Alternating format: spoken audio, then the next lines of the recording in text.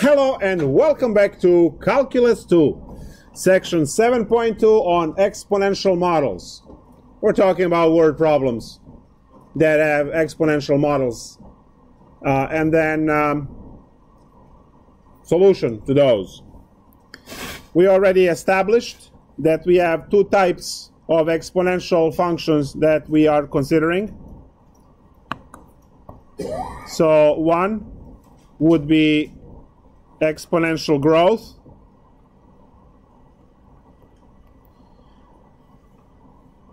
and the other one would be exponential decay.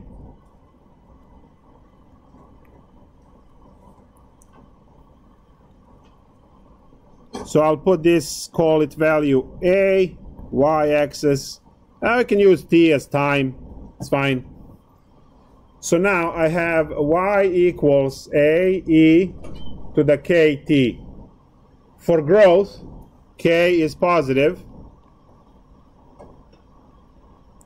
and for decay, k is negative. So loss of mass would be a decay, and then growth of, I don't know, money in account to population. Let's do population.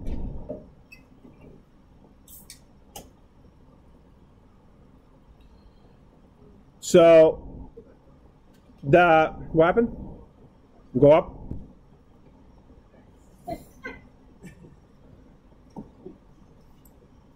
So we have a population model, and this is a really bad population model, but it's a population model that we can consider. If you look at the population model from your pre-calculus, it will look like this.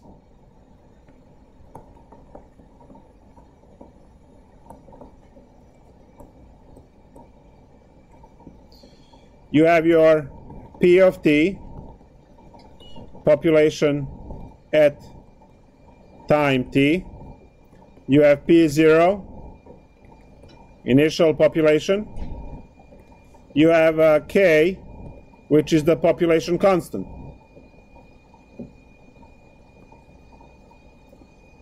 In most cases, t is given in years, to observe population of humans and rabbits and so on, but you can also change it to hours or days if you want to look in bacteria or something else that multiplies faster, right? Now, I already said it's a bad model. Why is this a bad model? It's a bad model because if you take a look at the limit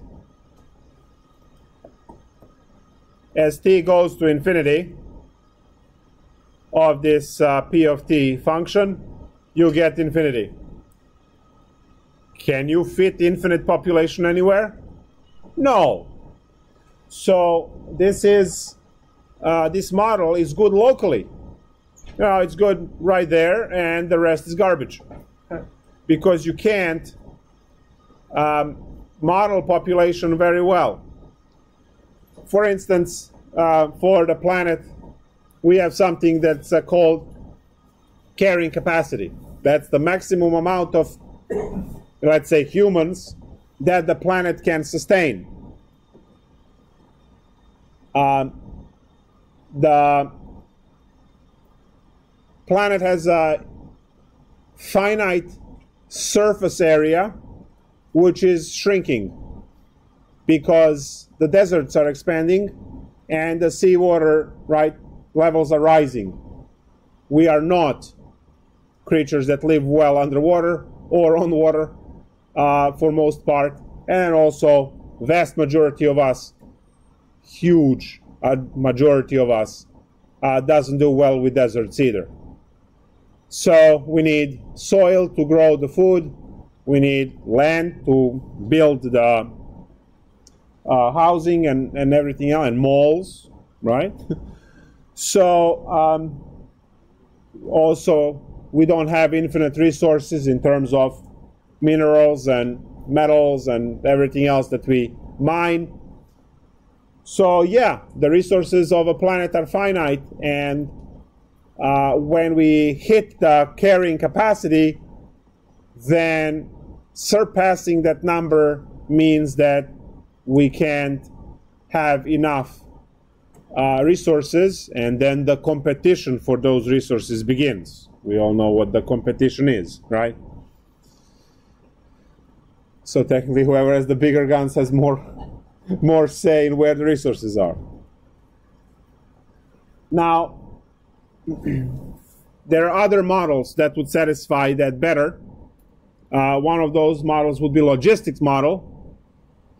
And for the logistics model for population, you would have start at population P0 and then have that population even out eventually at this carrying capacity K in time. So this is a much better model. Now the trick is that scientists are going back and forth trying to figure out whether this carrying capacity is 10 billion or 15 billion people. Whatever it is, we're already doomed because we are at 7.5 and climbing fast. I'm not sure if you guys ever seen, have you guys ever seen a population clock website from the government census? You see the death clock, okay. Now I gotta check out death clock. When am I going to die? That's like 15 years, so okay. No, that's not the one, okay.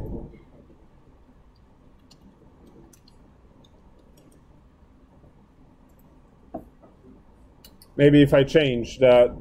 So this is census.gov.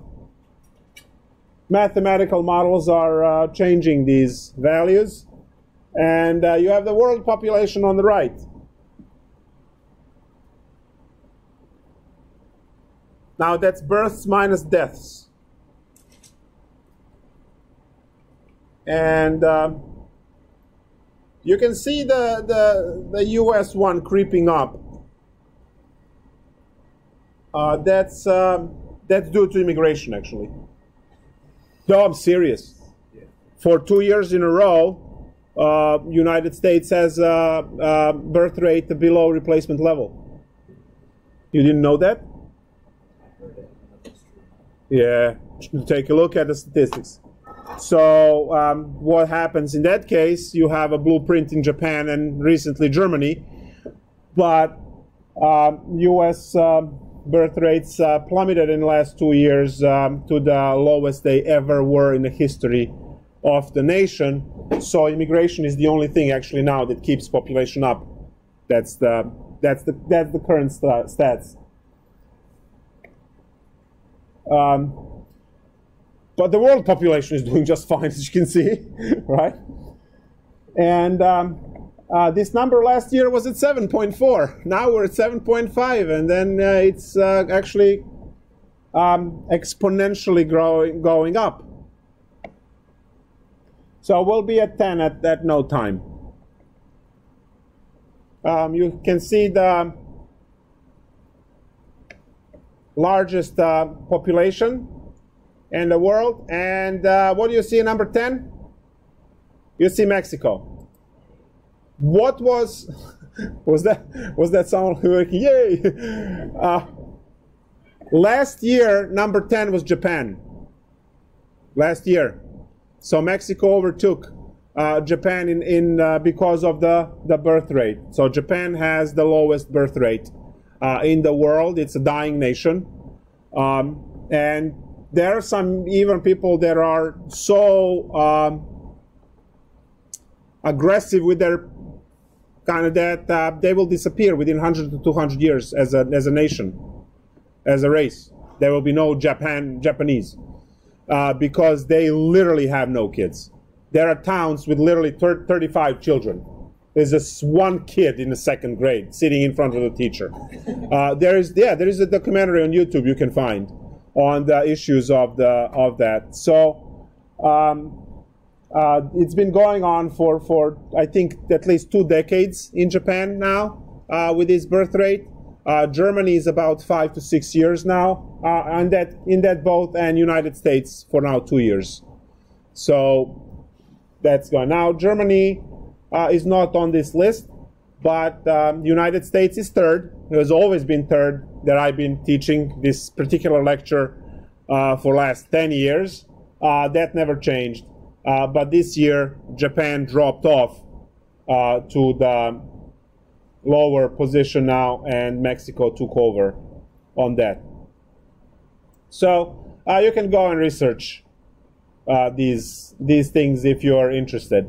But that will be the population clock. Just Google population clock, and you can poke through a website and find stuff. So when you go to the population model, you reach the carrying capacity. When you reach the carrying capacity, you don't get to move over that number because, as I said, that's hitting the ceiling on the resources available to all of us to share.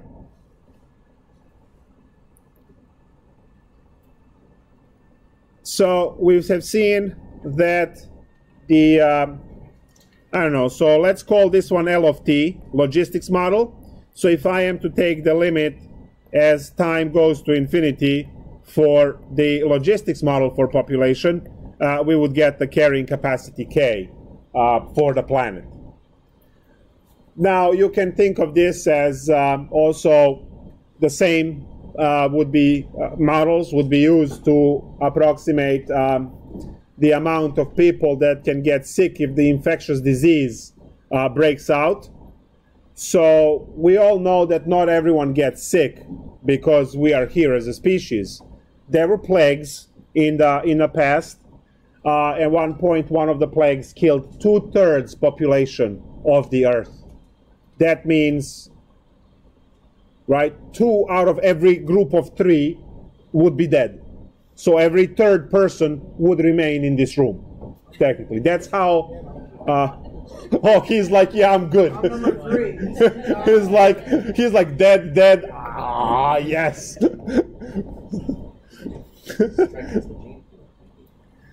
Strengthens the gene pool, yeah. Who wants? We need that now. Let's take a look at all the SJWs. All right. So, the plague ban. Or just remove the warning labels at least. Like, that's the good first step. You know the warning labels that say, don't touch this, it's hot. Or if you put your hand in this wood chipper, you would be mangled. Just get all of those labels off, you know, and see the wonder happens. We'll be amazed. Poison the kale. That'll do it. Poison the kale? You don't like kale? I don't like Brussels sprouts. I know. I tried it again for the last party I was there. It's like, nope, still don't like it. So that will be the population. You get the model. Let's see if we can find a problem in a book to play with.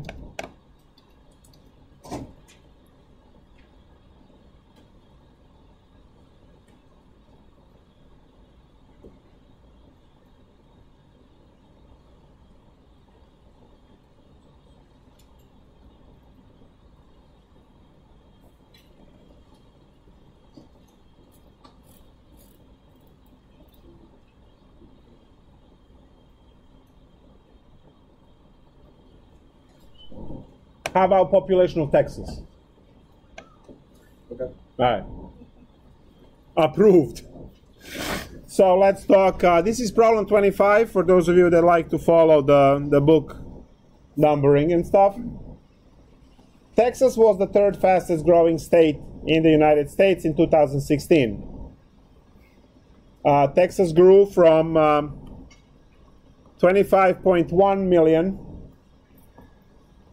in 2010 to 26.47 million in 2016. Predict 2025.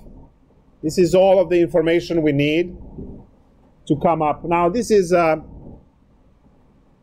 straight up pre-calculus problem, and I'm going to add at the end calculus component that we can use to analyze things about, in this case, Texas. So what I have are 2 points in time, and what I'm going to do is I'm going to say that t is equal to 0 in 2010, which would make t equals 6 in 2016. Creating a point 0, 25.1, and creating another data point 6, 26.47. So we have 2 data points. Now, as soon as you label this one with T0, that is initial point, and then this one immediately is your P0 for your model. So now my population model, P of T, is P0 e to the kt, and I have a value for P0, which is 25.1 e to the kt. So that's immediately given. The next step is to use this data to get k, to calculate k, but let's get it. Population is going to be 2647 is equal to 25.1 e to the k, and then this happens in 6 years. T is 6. As you can see, k is the only variable. So 26.47 divided by 25.1 to give me 1.05458 is equal to e to the 6k. Remember that we ln both sides, or you can do the conversion, whatever makes you happy. So ln of the answer gives me 0.053144 is equal to 6k. K is equal to 0.008857. I am asking you for 4 significant digits, 4 non-zero digits for your K.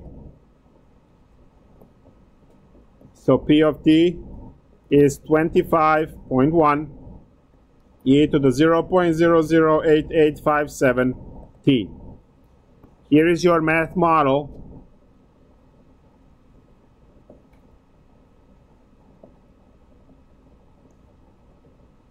for population of Texas. Now, we all know that this is a terrible model on the long run, but in this short, on a short term, it's good. So now, what are we going to do? Well, we want to know what's going to happen in the year 2025. So year 2025, T is 25. No, it's 15. Because 2010 was the year 0. So you have to subtract 2010 and you get t is equal to 15. And now you will plug that in and calculate.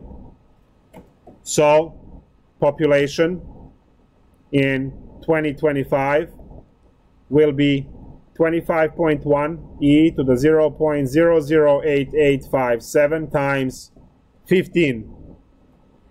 And you calculate this value.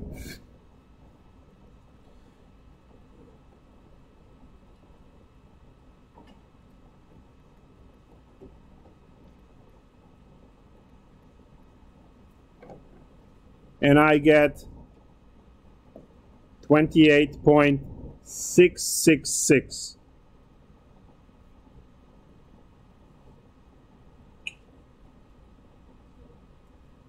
No, it's 1, it's 3 and then 1 and then so just drop it. That's it. Million.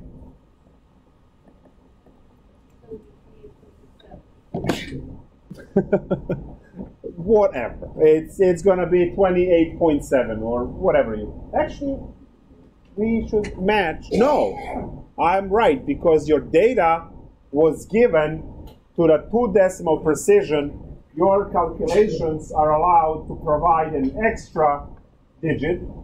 So the most precision that was given is 2 decimals.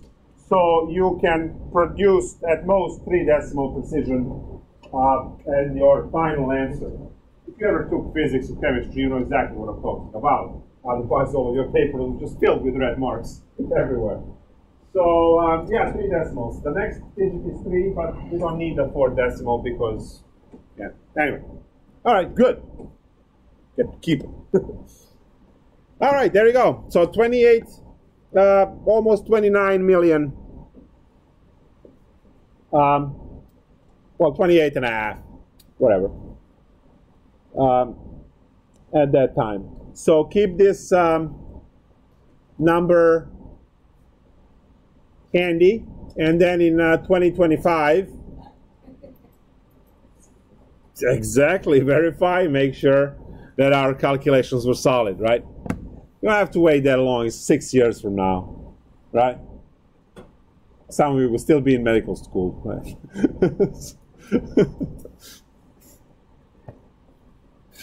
That's population. Let's do some decay. Oh, calculus. Yes. Thank you. Calculus. Calc. So, what can we do with calculus in regard to this model? I have the population of coughing is equal to 25.1 e to the 0.008857 t. This can calculate population at any time. You give me the year, as you had 2025 earlier, I calculate the population for that particular year. But what can we do in calculus? We can take derivatives and we can take the limit, right? Now, we already said that taking the limit is going to be the terrible thing here, because taking the limit as t goes to infinity, this will give you the garbage answer, which is infinity. You can't have infinite population because surface of the planet is not infinite. Done deal. So the limit as t goes to infinity of 25.1 e to the 0.0088, if I write this number one more time, I swear, is equal to positive infinity. It really doesn't give us anything good, right? But derivative will. If you take the derivative, what would derivative give? What type of applied concept, right? What is the application of the derivative in this concept of the population? The what? Yes, which gives us exactly what? It gives us the amount of people added in that. It gives us the change in population in that particular year. So, we might go and calculate, we go and we calculate the derivative. So the dt of 25, I want to write this number again.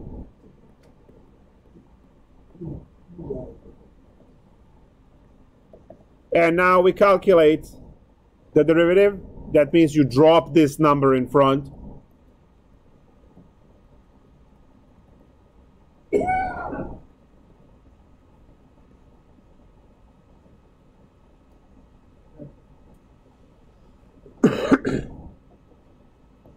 Is equal to, so let's see,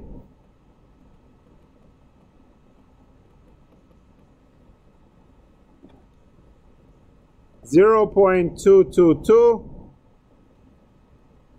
e 0.008857 t. So here's your derivative. This is your p prime of t. Now we can calculate p of 2025, p prime. That's going to be 0.222 e 0.008857 times 15. So now calculate that number.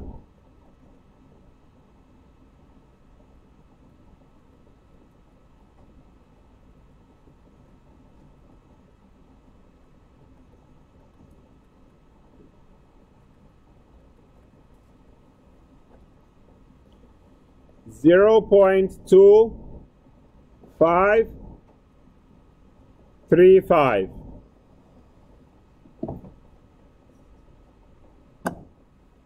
What? Potatoes?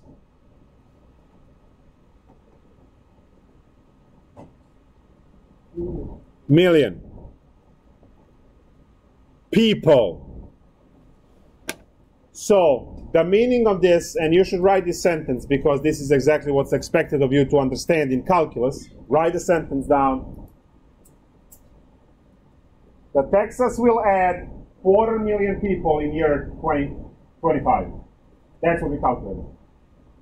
Texas will add 250,000 people, right? 250,000 over there. That's a 250,000.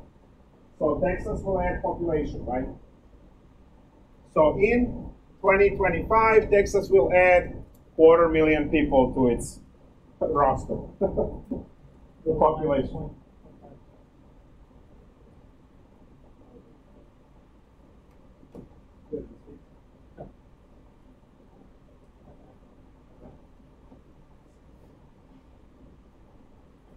All right, so we have this. So 0.2535. So basically, the derivative is going to tell you the amount of people, the derivative of the population is going to tell you the actual amount of people added in that particular year, because you are computing. Remember, derivative is instantaneous change. And if you're computing the derivative for year 2025, and you're talking about population, you're talking about people added. If you are seeing a negative number there, it will be people lost, right? Because you can also use, right, as I said, Japan, right, it has a negative birth rate. So for them, that will have a negative. So it will be a decay model, and there will be a decrease in population. Your decay model has a negative in front of the t, right? Wouldn't that drop in front? This number for the decaying population would be a negative number, right? When you multiply negative here times this one, which was positive, would become a negative number there. And when you plug in the 2025, which is 15, this number would end up being a negative number. So it will predict how many of the population would be lost rather than gained, because we are on a decay. Yes? It would calculate the accumulation of people. So it would calculate because you provide. Okay, guys, the next question here was, what if we integrate? If you're integrating, you have to use the definite integral, the one with the limits. And you can calculate how many people in total are added over the years of, right? So if you say the limits are 13 to 15, then you are calculating the amount of people added in those years, 13, 14, and 15. So over because integrals calculate accumulation over the function that you are computing. The second derivative will tell us how fast it changes. So the second derivative will tell us how fast the population changes. So because you can compare, if you have two nations, one has more people than the other, the one with more people will be changing population faster because more people are busy to make more people. Does that make sense? Right? That's all in that k, in the constant, right? You can, if the entire population is of the same sex, then that constant k becomes 0, and the population doesn't move. Do we all know that e to the 0 is 1? So if there is, right, if you only have one type, all male or all female, then this becomes 0. And when this becomes 0, e to the 0 is 1. 1 times 25 million would never change. Now, it's a bad model, right? You should say, okay, in, whatever amount of years everyone's dead eventually. But let's say this is 25.1 million immortal men. All right? They will never die. Which is not true. We have to deal with women, so we kind of want to die. So that's why you never see a woman do like this. Like every other man is. So 25.1 immortal, right? And that will never change. We can go the other way too. It's called the second derivative, the rate of decay. It's bigger for us. All right, great.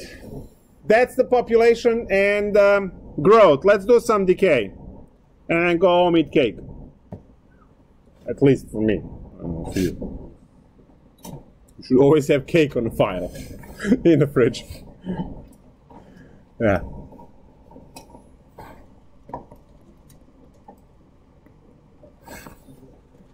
Decay. Decay is loss.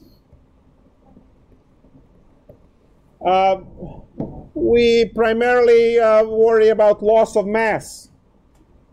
Different ways to lose mass. We talked about radioactive decay briefly. The concept that we have that measures this loss of mass to some extent is half-life.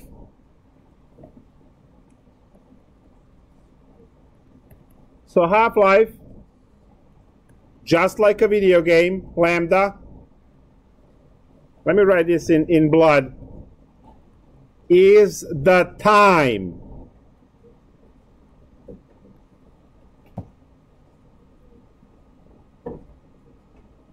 that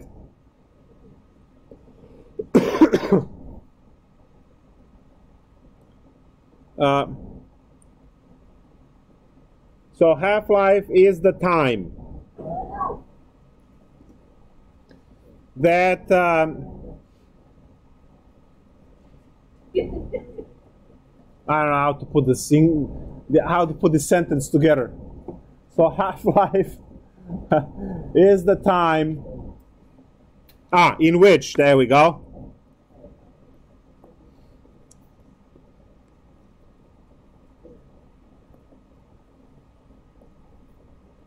half of the original mass is lost.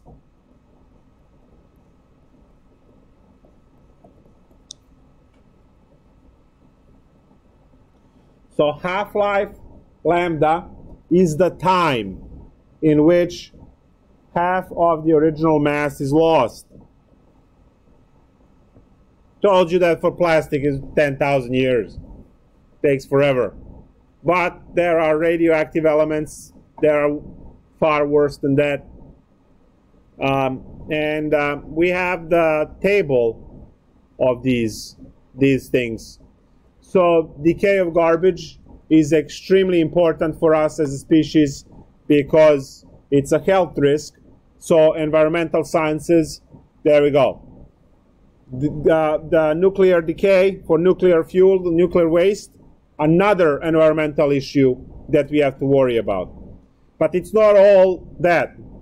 If you are looking at the drug, for instance, Tylenol or Advil or whatever, they have biological half-life and they metabolize in your system. So I believe Advil is at 1.9 hours, right? For 1.9 hours for Advil. I can check that.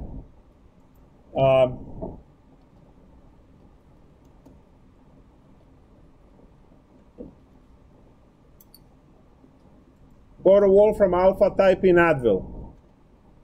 That's your Mathematica. Look at that.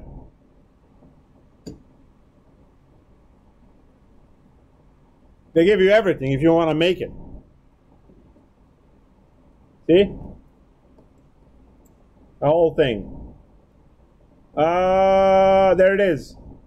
Biological half-life, 1.9 hours.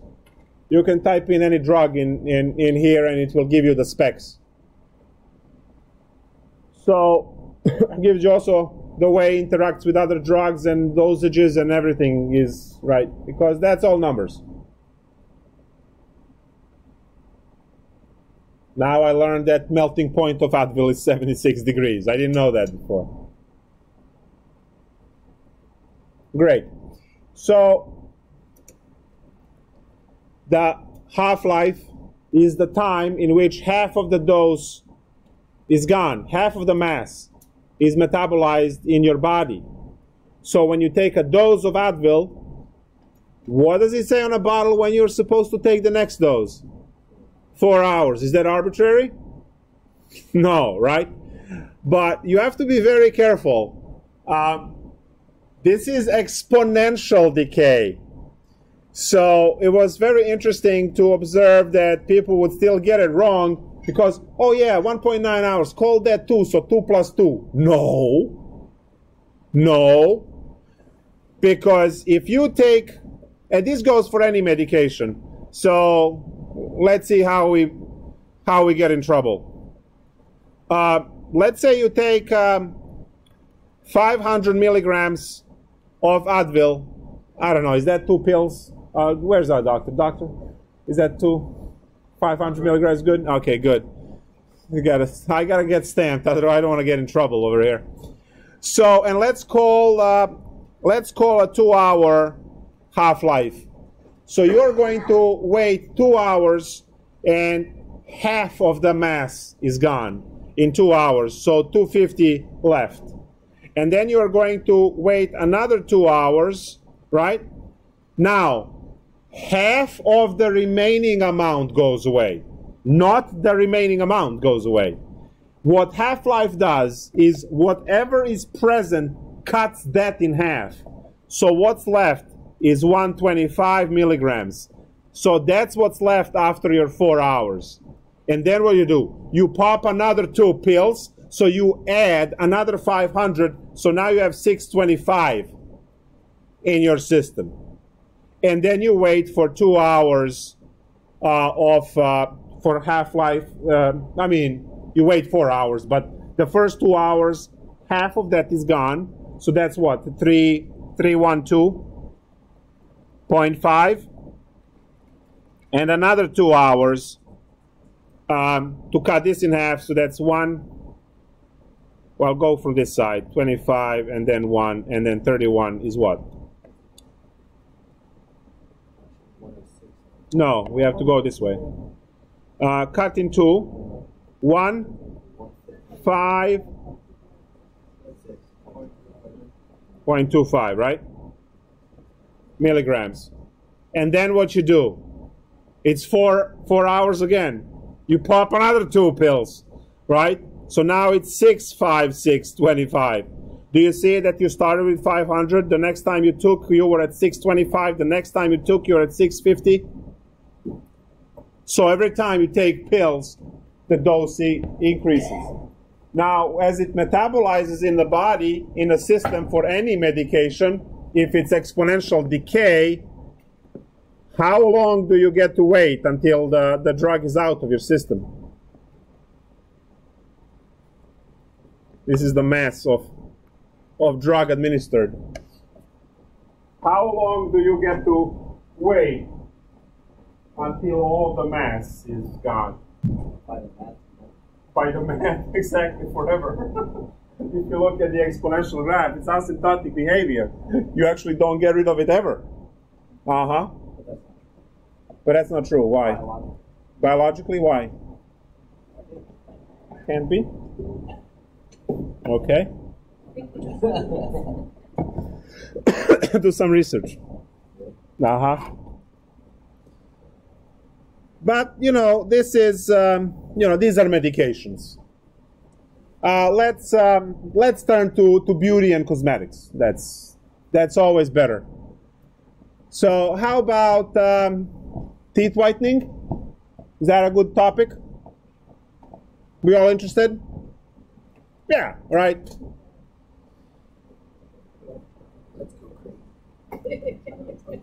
We actually are. This is one of my favorite problems of all time. I'm not sure if anyone heard this before from me, the lecture, but I try to have this as often as I can. So if you know what we're going to talk about, leave. Or I'll let you leave. Let's talk about Doramad. The first ever tooth whitening toothpaste on the market back in 1940s.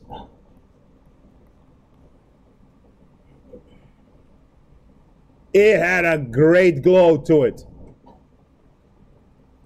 You put the amount on the brush, you brush, brush, brush, brush, brush. Next time you smile, it glows. Why? Because the element that it's used in that toothpaste was isotope of thorium-229, which happened to be extremely radioactive element. So, thorium-229, which has half-life of 7,340 years. Now some of you are going, what? And some of you are Googling, not believing it, but it's there. So this is the actual, there are the commercials, and you actually have the toothpaste right there. That's the Doramat. It says the radioactive Zoot cream or whatever it's red, I don't know. And you have Zoom cream, Zoom cream, Zuck cream, Zuck cream, I don't know, whatever. Look at that. It clearly explains the way you apply it, right? And then it just whitens everything.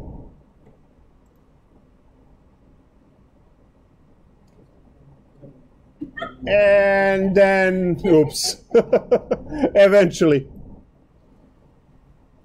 So let's see what went wrong.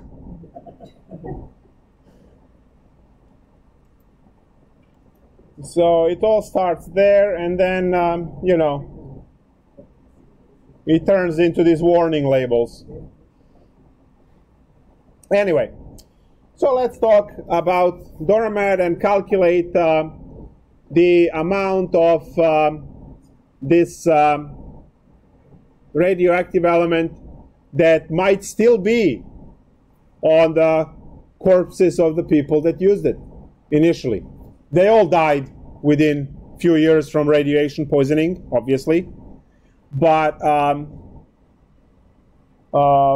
at least they're beautiful, I guess. I don't know. Let's see. So what do we have? Let's start with, how about 1942? That's a nice grim year.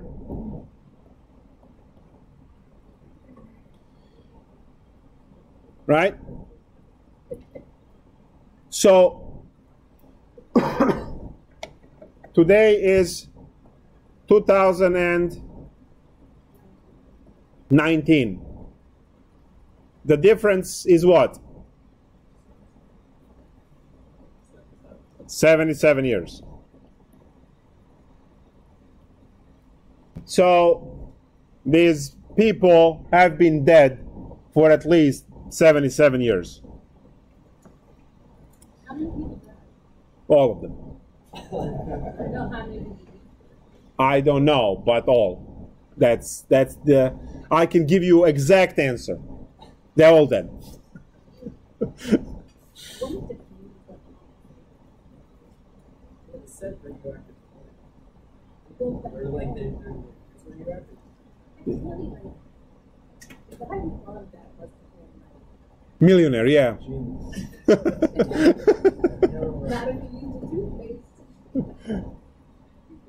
Like, ah, look at this. It glows. Nice. Put in a toothpaste.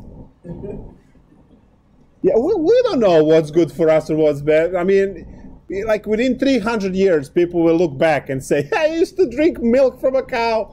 That's why they're all dead. We're all immortal now. We figured it out.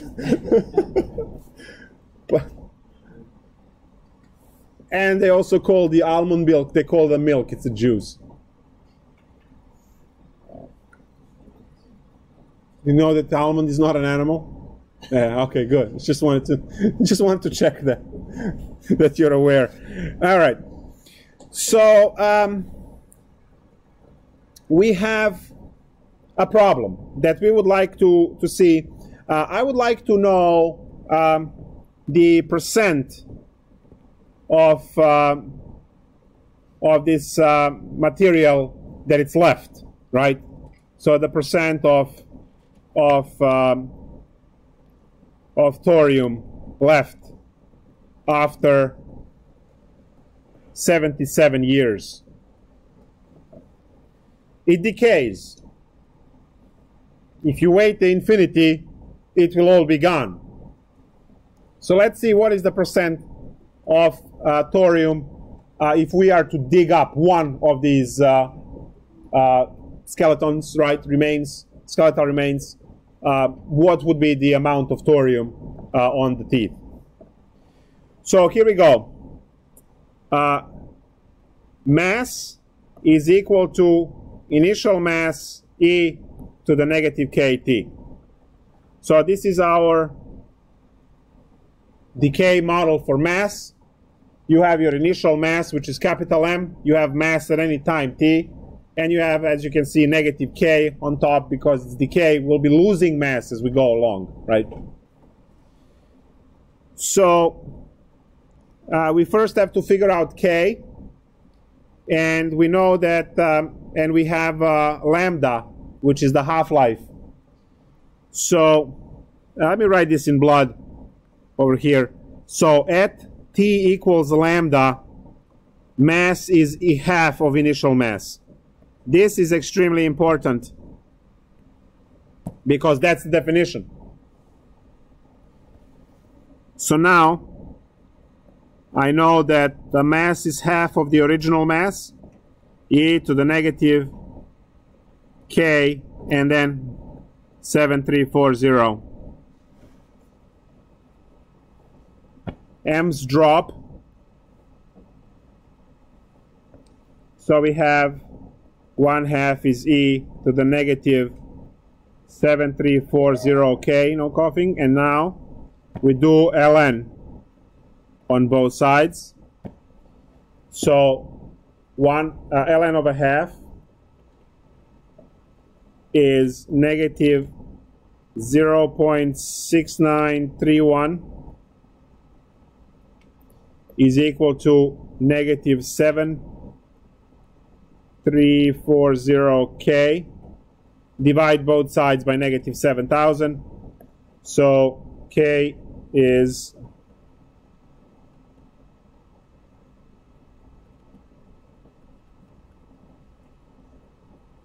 9.443 times 10 to the negative 5, also known as 0.00009,443.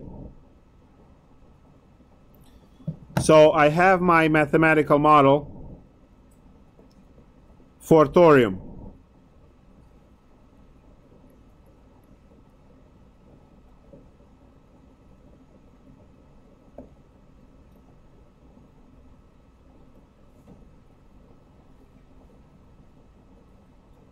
So I would like to know the percent. I would like to know the percent of deposits that are left after t equals 77 years. So this p will be the percentage that I'm looking for of original mass, and then original mass e to the negative 0.0009443 t. And t is 77 years. M's will drop, and all I need to do is to calculate the percent. So E raised to the open parenthesis negative 0.49443 times 77. 99 0.99278.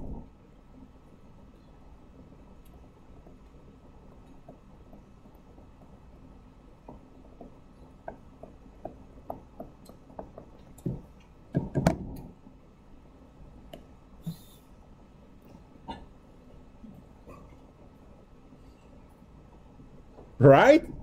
Radioactive elements. 99.3% of this radioactive element thorium is still on their feet after 77 years. Yeah. The conclusion is that these beautiful corpses are there, right? At least they have that going for them. But yeah, that's what it is. Now you also know if you break any bone or anything, you go for X-ray, why the doctor goes behind like a 7-foot wall. You'll be fine. Right? Pushes the button. Huh? Here's a little vest. Oh yeah, here's the vest. Yeah, I know, right? Talks in the microphone, right? From the other. So they also used to, well, see, this is the trick.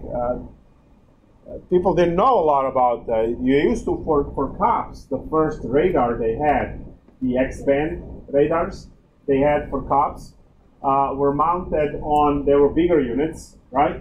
And they were mounted on that mesh. You know that you have that mesh wall separation in between the front and the back? Maybe you don't know, but maybe you've seen it in a movie. Some of you probably know. I don't know. Depending on how your Saturday goes. So they used to mount that bigger box that was measuring speed, the X-band, in the middle. And a lot of cops very quickly developed cancer of jaw and cancer of shoulder. And they eventually figured out that it was the constant X radiation, because that's X-band for police. They rarely use those now, but they are still around. I mean, if you have one of those detectors, you might flash the X-band sometimes, just K80 now in radars, but the X-band still here and there. Then they figured out what it was, because it's the same X radiation that you would get when you go for an X-ray. It's the X-band. And yeah, it's radioactive. It's really, really damaging to our body when you get for a long time, right? When you have it. So then they moved it on the windshield, and everything worked fine. So now you will see that all of those are mounted on the windshield under the mirror, rear view mirror. Still using radar or something? They do laser and everything, yeah. But just in case, Mount 30 is Mount 30 is Union, right? They don't care about how much. They just yeah. It's like, well, now I'm gonna get sued, right? People are dead. Anyway, there are your word problems. You will use exactly the same procedure to figure out your Advil or aspirin or whatever, right? Metabolizing in blood, because instead of having a 7,240 years, you're going to have 1.9 hours for Advil.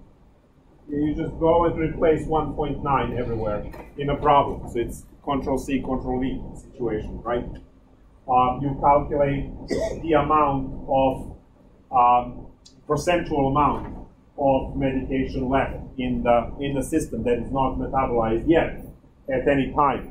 You can go forward in time and figure out how much, if you don't take extra doses, how much is left. You can go in time and figure out on the molecular level, right, how long would you have to wait to actually, that would be actually a cool project.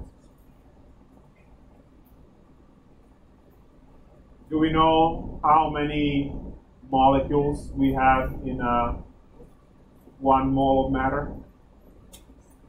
Yeah, it's Avogadro's number 6.223, yes, 9 times 10, very good, okay, good. So we know that. See, that can be worked out. So you can work out that and see how long would it pass for the last molecule. Because technically, it should never go away, but because it's discrete, there is going to be that last one at some point.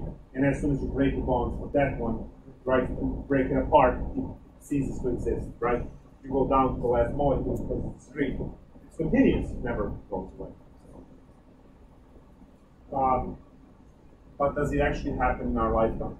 Because there is just so much, right? 1 mole of matter, right? We're talking about 6 point, that's like an order of 10 to the 23rd.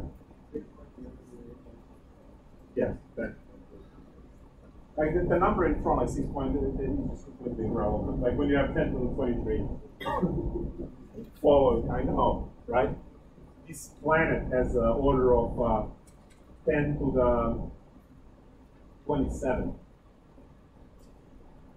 The planet, in terms of mass, right, in kilograms.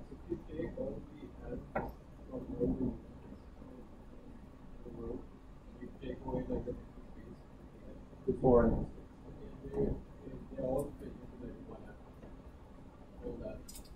Yes, because that's the idea of the compression when you're talking about the black holes, right? Compress the matter. So you can compress the entire planet. Yeah. Just squeezing out the space. Very good. I saw the example in cake first. What do you call that? It's the constant of decay constant. Yes. Okay. So if you run into the word decay constant, that's K.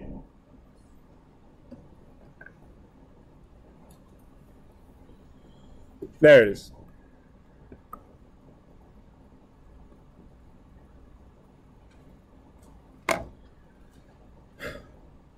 And that's Doramed. Keep looking for other examples too, but this is the one that it's really interesting. Bye.